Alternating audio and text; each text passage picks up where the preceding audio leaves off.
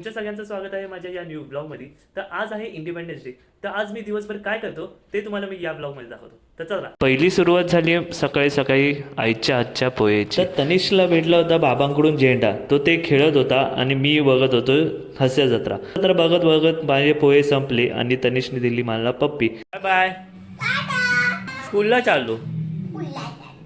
तर ही गोडशी पप्पी घेऊन मी पडलो घराबाहेर. त्यानंतर मला कारखाना दिसला. सुंदर मूर्त्या होत्या तिथं. फ्लॅग होस्टिंग झालंय पोलीस स्टेशनमध्ये, जसं की फ्लॅग होस्टिंग झालंय. मी पोचलो कारखान्यामध्ये मंदार वाटतं गणपतीला कलर रंगवतोय. अचानक माझी नजर या गणपतीमध्ये पडली.